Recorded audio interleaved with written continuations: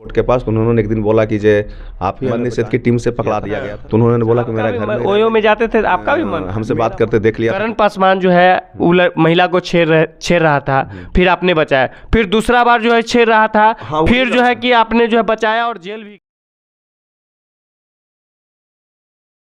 नमस्कार, हमारे साथ नीतीश जी है जो है 3 बच्चे की बाप है और फिर भी एक महिला से इनको प्यार हो जाता है और प्यार इतना परमान चल जाता है। इनके मुताबिक इनका कहना है कि वो महिला जो है 30 बार, कम से कम 1-2 बार नहीं 30 बार यो ले जाती है और खूब परमान चलता है, प्यार खूब होता है। और प्यार होते हुए भी जो है फिर बाद में महिला से क्या अनबन हुई और क्या कारण अलग हो गए। हालांकि इनका भी शादी हो चुका है और इनके शादी होने के बाद जो है इनके भी 3 बच्चे हैं। आइए हम सारे मैटर पे इनसे बात करेंगे, क्या हुआ, कैसे हुआ। हमारे चैनल में आपका स्वागत है। उस महिला से मुलाकात कैसे हुआ?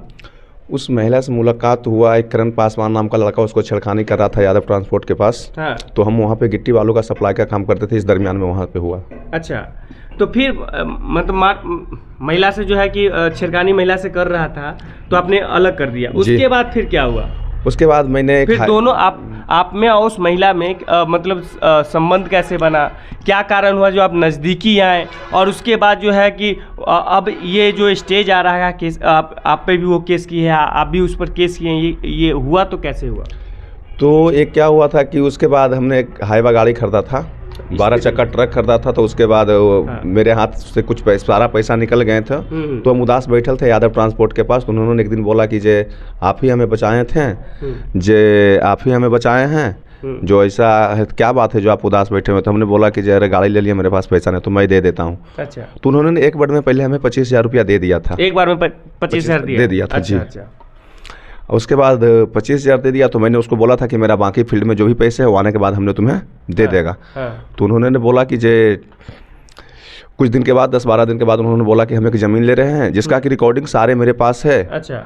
तो उन्होंने बोला कि जे हमें पैसा दीजिए। तो हमने 3,70,000 रुपया मेरे पास था। तो मैंने 1,000 रुपया अपने जेब में रख के 3,69,000 रुपया दे दिया उनको, जो कि 100 रुपया का स्टैम्प पर एग्रीमेंट करवा के दिया, प्लस उसका व्हाट्सएप चैटिंग और कॉल रिकॉर्डिंग सारा। अच्छा जी। उसके बाद चलिए उनको आप पैसा दे दिए, फिर वो संबंध कैसे बना?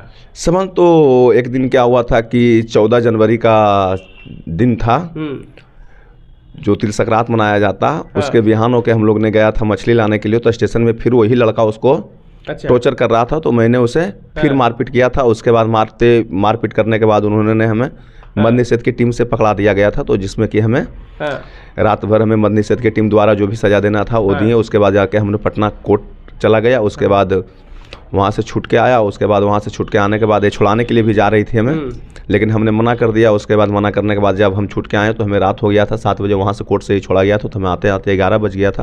तो उन्होंने बोला कि मेरा घर में ही रह जाइए। जब उनका घर में रहे तो उन्होंने खाना बनाया, खाना खा के बोला यहाँ सो लीजिए। उसी दिन उससे पहला संबंध बना। पहला संबंध बना जी। और उसके बाद फिर कैसे लगातार हुआ? फिर एक बार संबंध बनने के बाद लगातार कई एक बार साईं होटल गया है, कई एक बार रोशनी होटल गया है, कई एक बार तो हमको पटना ले जाने के लिए परेशान करके कितने बार ओयो में गया, जाके हमने अगले बार भी आपको एविडेंस। आपका भी ओयो में जाते थे, आपका भी मन था? मेरा मन नहीं रहता था। जिसे वो कहता था कि देखिए आपके चलते, जैसे कि क्या हुआ था, उसका हस्बैंड एक दिन हमसे बात करते देख लिया था तो उसको गाली गलम किया था। उसके बाद उसको से बातचीत करना छोड़ दिया था और उसको छोड़ दिया था। वो अपना दूसरे रास्ते पे चले गए थे। मैंने पति छोड़ दिया था आपके चक्कर में? हाँ। तो उन्होंने बोला कि आपके चक्कर में मेरा पति छोड़ दिया, या तो पैसा हड़पने के लिए ऐसा बोला था, वो राम जाने। तो फिर उस दिन से उसका बच्चे को मैंने एडमिशन भी करवाया मिलेनियम फोर्ड में। उसके बाद आज तक कॉपी किताब और क्या बोलता है ड्रेस से लेकर सारा कुछ मैं आज तक देता ही रह गया हूँ। अच्छा, होटल में ले जाते थे, उसका खर्च कौन देता था? खर्च तो बोलती थी कि हम ही देंगे, लेकिन हमें लगता था कि औरत का पैसा खाना ठीक नहीं, इसलिए मैं अपना ही खर्च करता था। तो आपका भी मन था जो है कि होटल में जाने? देखिए, एक नारी के सामने बढ़िया बढ़िया मर्द है जो कि पिघल जाते हैं, इस चीज़ को आपको मानना होगा। हाँ। अच्छा, एक बात बताइए, आप पूरी बात बता दिए, हमको लगता है आप झूठ बोल रहे हैं। नहीं सर, सारा एविडेंस मेरे पास है। झूठ कैसे नहीं? जब एक बार आप ही बोले अभी कि जो है पहली बार जो है कि एक लड़का क्या नाम बताया? करण पासवान जो है वो महिला को छेड़ रहा था, फिर आपने बचाया, फिर दूसरा बार जो है छेड़ रहा था, फिर जो है कि आपने जो है बचाया और जेल भी गया। तो ये आपको नहीं लगता है कि वो जो है ड्रामा होगा आपको फंसाने के लिए? ऐसा भी तो हमें या तो अभी झूठ बोल रहे होंगे। अभी तक तो ऐसा फीलिंग नहीं था कि हमको फंसाने के लिए ड्रामा हुआ, लेकिन जब से किसी दूसरे से जब ये टाई अप हुई है, जब से फंसाने का साजिश कर रही थी, पहले से तो ऐसा अनुभव नहीं था। पहले तो कि हमने घर में भी झगड़ा किया था तो हमको बचाने के लिए 12 बजे रात तक के अलकनाथ तक पहुंच गई थी, उसके लिए दिक्कत नहीं था। अभी इधर जब पैसे की मेरे पास, जब मेरे पैसे की हमने डिमांड किया, उसके बाद उन्होंने बुलाया, उसके बाद हमरे पर जानलेवा हमला करवाया। जब से दोनों में विवाद हुआ। अच्छा, पैसा का आपने मांग किया तो ऐसा क्या हुआ कि आप पर जानलेवा हमला हो गया? ऐसा तो नहीं हो सकता है ना कि मतलब जानलेवा हमला होगा, कुछ तो बात हुई होगी आप दोनों में, या हो सके? नहीं, हम बार बार यही बता रहे थे ना कि जब उसके घर पर जाते थे, जब उसका स्कूल बच्चे लोग चल जाते थे, तो एक दिन उसका बच्चे भी देख लिए थे, तो शायद उसको घर में भी दबाव दिया होगा या क्या होगा? कैसे देख लिए?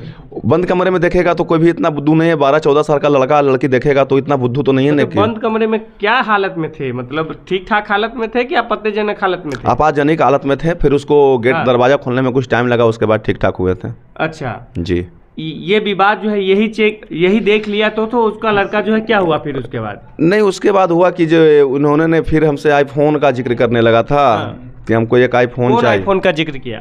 उसका माँ कर रहा था, जिसका भी रिकॉर्डिंग मेरे पास है। अच्छा, आईफोन का जिक्र आपसे कैसे कर लेगा एकदम? वो बोल रहा था कि जब आपका पत्नी आईफोन चलावेगी तो हम भी आईफोन चलावेंगे। अच्छा जी। तो आपने सास को आईफोन दिया, मतलब उस महिला की माँ को आपने आईफोन दिया? नहीं, मैं अपनी वाइफ की बात कर रहा हूँ, दिया। अच्छा, आप अपनी पत्नी को आईफोन दिए थे तो उस महिला का भी? उसके बाद जब मेरे पास पता चला उसको कि आईफोन है, तो हमसे बोला कि दीजिए, मेरा बच्चा एक वीडियो बनाएगा। तो हमने अपना आईफोन दिया था, जो कि हमने मांगा तो गुस्सा में आईफोन भी तोड़ दिया था। जबकि एक फोन आज भी मेरा ही उसी के पास है। अच्छा। जो कि Oppo F19, जिसका कि पेपर आज आ गया है मेरे पास। अच्छा, एक बात बताइए, चलिए आपको आपत्तिजनक हालात में देख लिया, फिर दोनों में जो है कि पारिवारिक कलह हुआ, कलह के बाद क्या हुआ? कलह के बाद यही हुआ कि हमने जानलेवा हम पे हमला किया, तो हमने बाढ़ थाना प्रभारी को फोन किया, उसके बाद पुलिस गया, उसके बाद हमने कांड संख्या 831 दर्ज किया उस पर। उसके बाद उसने अपने बचाव के लिए कांड संख्या 832 दर्ज किया, जिसमें कि अच्छा, पहले आपने भी केस किया जी, आपके बाद उसने केस किया जी। और ये पेपर क्या है? ये है उसका दूसरा केस का, जो कि ये पेपर है उसका दूसरा। ये देख सकते हैं, ये दोबारा जो महिला जो है केस की है, ये इसमें जितने धाराएं हैं, ऐसा लगता है क्रिमिनल है जो धारा है, पूरा क्रिमिनल मान के लगाया गया है। चलिए हम इस विषय में बाद में बात करेंगे, हम आएंगे इस टॉपिक में भी। उस महिला जो है कि आपने केस किया, उसने भी केस किया, उसके बाद क्या हुआ? उसके बाद कैसा कैसे हो गया, फिर हमें थाना द्वारा समझाया गया कि तुमको उसको आगे पीछे नहीं जाना है, जो कि तुम्हारा जो भी मामला है कोर्ट में। जबकि कोर्ट में हमने 3 महीना पहले सनहा दे दिया था अपने पैसे के लिए, हमने 3 महीना पहले ही सनहा दर्ज कर दिया था। अच्छा। कि वो बार बार बोलती थी कि अगर पैसा लीजिएगा तो मैं तुम्हें रेप केस या छेड़खानी में फंसा देंगे, जैसे ठेकेदार विजय कुमार और HR के आला अधिकारी पंकज चौधरी अजय कुमार के फंसाएं, उसी ढंग से तुमको भी फंसा देंगे। तो हमें ऐसा डर हुआ, तो मैंने 3 महीना पहले कोर्ट में सनहा दे दिया था। अच्छा। जिसका कि कॉपी भी मेरे पास है। अच्छा। जी। उसके बाद उन्होंने जब कांड संख्या 832 में हमने थाना से जमानत मिल गया, हमने भरत सोनी के नेतृत्व में बाढ़ के ASP जो थे, उनको हमारी वाइफ ने जांच करने के लिए दिया था, तो उन्होंने जांच में गलत पाया। उसके बाद हमें थाना से 41 से नोटिस पर जमानत दे देगी। ठीक जिस दिन हमें जमानत मिलती है, ठीक उसी दिन सेम डेट में 29 तारीख को गुड़िया देवी ने 22/2029 तारीख को जाके NTPC थाने में अपनी आवेदन देती है। आवेदन देने के बाद हमें कल के थाना प्रभारी धर्मेंद्र कुमार जी के तरफ से कॉल आता है कि तुम्हारे ऊपर आवेदन आया है, जो तुम आके कल थाना मिलो। फिर हमने कल होके थाना गया, तो धर्मेंद्र बाबू से जाके मिले। उसके बाद उन्होंने गुड़िया देवी को फोन करते रह गए हैं, कई बार फोन किया, लेकिन गुड़िया देवी ने फोन का रिस्पॉन्स नहीं दिया, आंसर ही नहीं दिया। उसके बाद कल होके फिर उन्होंने हमें धर्मेंद्र बाबू जी बुलाए हैं, NTPC के जो थाना प्रभारी, तो हमने कल होके फिर गए। अब हम अपने एक ग्रामीण के साथ गए थे, जो भी उसका साक्ष्य है। उसके बाद वहाँ पे दोनों पे बड़ा बाबू डांट के समझा बुझा के दोनों को भेज दिए कि ये केस ही झूठा है। अच्छा, एक केस मत बड़ा बाबू बोले हैं? कहाँ के बड़ा बाबू बोले? NTPC के थाना प्रभारी जो है धर्मेंद्र कुमार कुशवाहा जी, वो बोले थे कि केस फर्जी है। हाँ, केस में कोई दम नहीं है, कोई दम नहीं है। उन्होंने बोला था कि कोई दम नहीं है। अच्छा। फिर 2 तारीख के जब हमने पटना गया था महिला विकास मंच का, और अपने दवा नस जो दवा हुआ उसका दवा लाने के लिए, तो फिर यहाँ से नस मतलब ये जो मार लगा उसका, जो जिस दिन इधर दिखाइए, जिस दिन मारपीट की थी। अच्छा, ये बार हुआ था लोहे से? हाँ, लोहे का सब्जी काटने वाला पूरा जो है माथे पे जो है, ये आप देख सकते हैं, मुड़ी नीचे कीजिए, ये पूरा जो है जैसे फरसा से चल रहा है वैसे जो है इन पर बार हुआ है। और उसके बाद दवा के लिए ये पटना जा रहे थे, और उसी बीच में जो है ये इनको लगा कि हमको फंसाया जा रहा है, तो ये महिला विकास मंच में गए, और इस उम्मीद से गए कि कहीं ना कहीं हमको महिला विकास मंच से वो औरत से बात करके एक समझौता हो जाए, और हम वो खुद भी जिए और ये इन्हें भी जीने दे। फिर उसके बाद क्या हुआ? उसके बाद जब हमने पटना से घर आने के लिए ट्रेन चला, तो मैंने जब मैंने बाड़ा स्टेशन पे उतरा, तो यहाँ से NTPC थाना की तरफ से आलोक कुमार जी के कोई दरोगा का पोस्ट पे हैं। हाँ। जिन्होंने हमें फोन किया। फोन करने के बाद बोला कि नीतीश बोल रहे हो? तो हम बोले हाँ। तो तुम्हारा एक आवेदन आया है गुड़िया देवी का। हाँ। जे इसमें क्या है, कल आके तुम मिलो। हाँ। तो हमने बोला कि जो सर इसमें तो बड़ा बाबू केस को झूठा बताते हुए खारिज करती हैं, तो हमको क्या मिलना है। हाँ। तो देखो बड़ा बाबू क्या बोले नहीं बोले हैं, उससे हमें मतलब नहीं है। हाँ। लेकिन मेरे पास आवेदन आया तो हम तो केस का रजिस्टर कर ही देंगे, नहीं तो तुम आके कल मिलो। तो फिर हमने मिलने के लिए नहीं गया। अच्छा। जब उसके बाद मिलने के लिए नहीं गया, उसके बाद 3 तारीख के डेट में हमने एएसपी के नेतृत्व में हमने एक आवेदन स्वयं जाके दिया एएसपी को। हाँ, बाढ़ के एएसपी के अच्छा। जो भी हैं उनको जाके मैंने खुद से एक आवेदन दिया। उसके बाद बोले कि सर देखिए हमें झूठा मुकदमा में फंसाया जा रहा है, जिससे कि बाढ़ के धर्मेंद्र बाबू ने मामला को झूठा बताते हुए खारिज कर दिए हैं। उसके बाद फिर भी आवेदन देते हैं सर हम आपको कि ताकि मेरे ऊपर केस ना हो और हमें न्याय मिल जाए। और उसके बाद 29 तारीख का ही मामला 6 तारीख को जाकर रजिस्टर्ड हो जाता है। अच्छा जी। और रजिस्टर्ड होने के बाद आप देखिए कि इतना बड़ा महिला के प्रति कोई ऐसा धारा नहीं, केवल 302 छोड़ के और 307 छोड़ के सारा लगल है। और सारा धारा लगने के बाद क्या है, उसके साथ अगर छेड़खानी करने के लिए अगर 354 बी 354 डी और 354 और 379 जो भी लगाए हैं, तो उसको हम अकेले जाएंगे। उसने क्या किया कि मेरे पूरे परिवार को ही समेट लिया, जो कि मैंने अपने भाई क्या नाम दिया गया है इसमें? इसमें नाम दिया गया जो कि मेरे बड़े बेटा धीरज कुमार को नाम दिया गया है। हाँ। मेरी वाइफ प्रियंका देवी को 2 नंबर में अंकित किया गया, 3 नंबर में मेरे छोटे बेटा को अंकित किया गया, 4 नंबर में भाई को मेरा अंकित किया, जिससे बंटवारा के बाद हमें कोई बोलचाल भी नहीं है, फिर भी उसका नाम दर्ज किया गया। 5 नंबर में मेरी बेटी अंजलि कुमारी को दिया गया है, 6 नंबर में मेरा नाम दिया गया है। उसके बाद 7 नंबर में मेरा भाई का नाम दिया, जिससे कि हमको कोई वातावरण आज 4 साल से नहीं होता। उसके बाद मेरे बाबूजी का नाम दिया गया। अच्छा। इसमें 8 लोगों का मामला। इसमें देखने की बात है, जो ये FIR हुआ है, तो सोचिए इन पर छेड़छाड़ की मामला है। मान लेते हैं उस महिला और इनसे जो है कुछ बात हुआ होगा, इस बात को सभी लोग मान लेते हैं। मगर एक बात बताइए, इनकी पत्नी छेड़छाड़ करने जाएगी एक महिला को? क्या 10 वर्ष का जो बच्चा है वो छेड़छाड़ करने जाएगा क्या? 6 वर्ष का बच्ची तक है। बच्ची जो है जिसमें नाम दर्ज किया जाता है, नाम दर्ज किया गया 6 वर्ष की बच्ची को, ये प्रशासन को देखने की बात है। मेरे बाबूजी का नाम दिया गया, जो कि 55 से 60 साल के दरमियान में आते, मेरे बाबूजी को नाम दिया गया। क्या वो बोलेंगे कि बेटा तुम लड़ाई करो? मेरे बाबूजी को भी नाम दिया गया है। मेरे भाई 2 जो हैं उनसे 4-5 साल से वातावरण भी नहीं होता, उसका भी जब से बंटवारा हुआ, जब से बोला, पूरे फैमिली का जो है इनका नाम दे दिया गया। हालांकि प्रशासन को इसमें देखने की बात है। प्रशासन को जो है, प्रशासन को एक मिनट बोलने दीजिए हमको पहले, फिर हम आपको मौका देंगे। प्रशासन को इसमें देखने की बात है और सही से जांच करने की बात है कि अगर मान लेते हैं घर का कोई एक बंदा होगा, पूरी फैमिली जो है इसमें इन्वॉल्व नहीं होगी।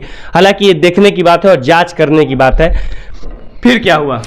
फिर हमने उसके बाद हमने जाके फिर जो बाढ़ के एसपी साहब जो हैं, हाँ। उनको मेरी माँ की तरफ से, जिनका कि नाम नहीं था, मेरी माँ की तरफ से, और मैंने अपने छोटे छोटे बच्चे को लेकर मैं स्वयं फिर भी गया। अच्छा, कि सर हाँ, हमने बोला कि सर हम आप लोग के अंदर में एक अभी मुजरिम है। हाँ। जो मेरे ऊपर फलना जो अथी किया, तो हाँ। सर इसमें हमको आश्वासन दिए हैं कि ठीक है, इस मामला को हम बोल दिया था क्लियर कट में कि सर हमें NTPC थाना पे भरोसा नहीं है। हाँ। इस मामला को आप अपने खुद जांच कर लीजिए, या तो किसी वरीय पदाधिकारी से जांच करवा लीजिए। उसके बाद अगर हम दोषी है तो आप हमको बताइएगा, हम आपके आके सिलेंडर हो जाएंगे। अच्छा, उस महिला क्या करती है? वो महिला NTPC में सफाई कर्मी का काम करती है। सफाई कर्मी का काम करती है और विधवा का नाटक का ढोंग करती है। हर एक जगह हाल में ही उसको बहुत सारे को ब्लैकमेल की, जिसका कि साक्ष्य मेरे पास इतना है। अच्छा है जी।